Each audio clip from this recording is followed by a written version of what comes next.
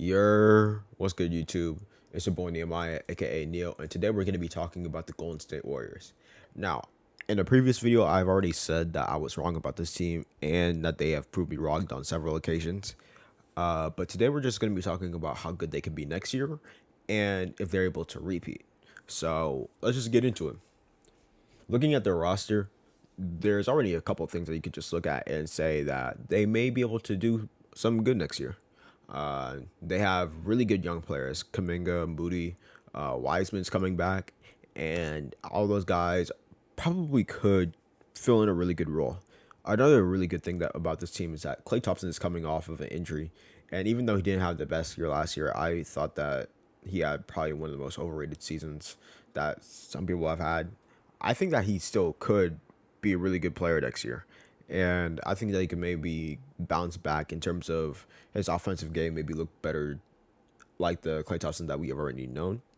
But I think that another key player will be Jordan Poole. Now, Jordan Poole is a really odd case in terms of how I should evaluate this player. Really good slasher, really good penetrator, but there's a couple of things about his game where it may not be the most valuable on this team later on in the future. But again, that'll come to fruition when they actually just go on the playoff runs. I think that his size is probably going to be a problem if they're going to run the all small ball lineup. But again, it'll come when it comes. Again, a guy like Andrew Wiggins, All Star year, even though he regrets taking the vaccine, I think that he probably if he didn't take that vaccine, they wouldn't have won this championship, and I think that's just for sure. Stephen Curry, we all know about Stephen Curry. Draymond Green, again, we all know about Draymond Green. But for their newly acquired pickups, they got McClung. I'm pretty sure he was drafted this year. I'm pretty sure Patrick Baldwin was also a guy that they signed recently. And another player that I really want to talk about is Dante DiVincenzo. Now, for some reason, people think that Dante DiVincenzo is like the hottest motherfucker on the street. But like, we need to talk about Dante DiVincenzo. That boy shot less than 30% from both the field and from the 3 point line. I think he shot below 40 for the overall field, but that's besides the point. He shot so horribly on layups last year. It was crazy. And I don't have any faith in Dante right now, especially because of his injury. His injury just probably just put a really big halt on his career. You know, the season beforehand, he shot 42% from the field, which still isn't good. 38% essentially from the 3 point line on 5 attempts. He didn't really play the best in last year's playoffs too, but again, he only played 3 games, and his defense was really good, so I can't really underrate that. Again, he's a really good defender, so I think that's really good for what he is. But this year, it was just looking at where he shot from around the layup line, from 0 to 3 feet. When he was playing in Milwaukee, he shot 52%. And in Sacramento, he shot a little bit better, 57%. But I want y'all to understand. Every time this dude took a layup, this dude only generated 1 point per game or 1 point per session. That's horrible. You're supposed to shoot around like 60%. It'd be 1.2 points. And a guy like Giannis, who shoots 80%, he generates 1.6. That's really bad. And a lot of his assists were, or a lot of his field goals were assisted too. So it was just not even a better look at that point. But again, that was just a little tangent. I think that this team is still really good outside of Dante. They really did cut a lot of their depth, but that's because they really couldn't afford it. They could only afford one of them, and it was Kevon Looney, who was a magical one who stayed. But looking at this team, I think that they could just internally improve to the point where they are better than last year. Now, I think that people will say that they are going to improve to the point where it's drastic. I don't think so.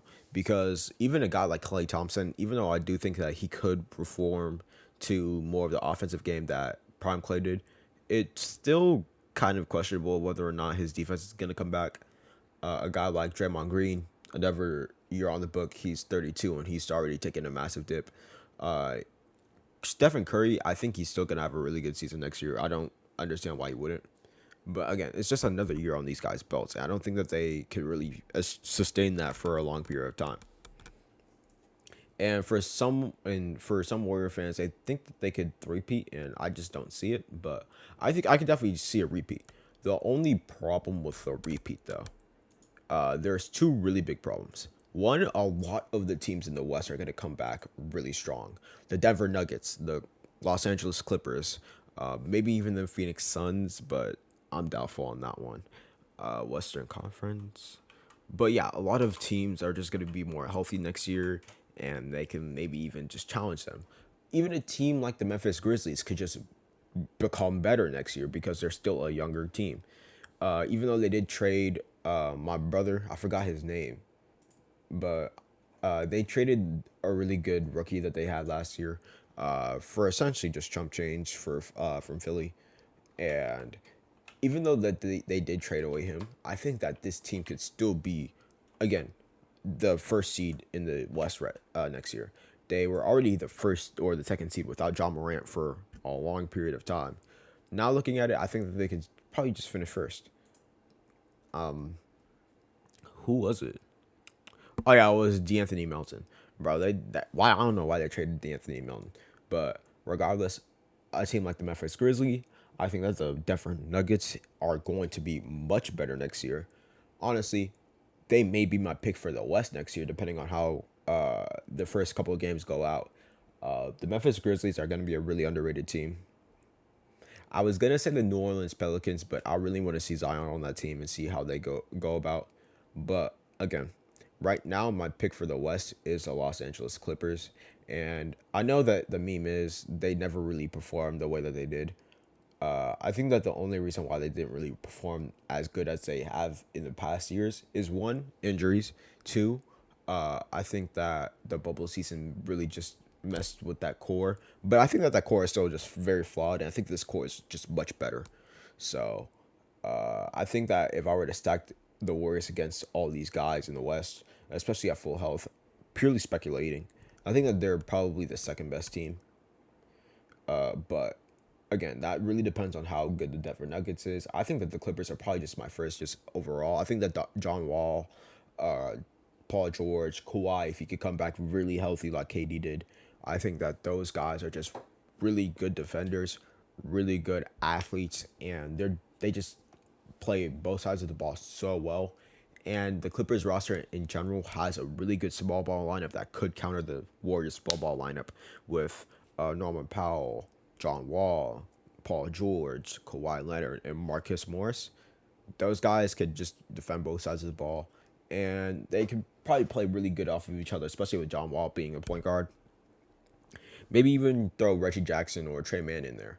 The I think that the Clippers just have the best 14-man roster on this planet, and it may be in the Warriors' way. I won't lie, but I'm gonna let it be known. If they do face in the playoffs, I'm buying tickets. I live in Los Angeles. I'm buying tickets to these games. But I think that's it for me. I think that if I were to really rate the Warriors next year, I'd probably have them on my power rankings on around three ish, definitely top three. I think that the Milwaukee Bucks, Los Angeles Clippers, and the Golden State Warriors are just the three best teams going into next year. So that's really it for me, and I'll catch y'all later.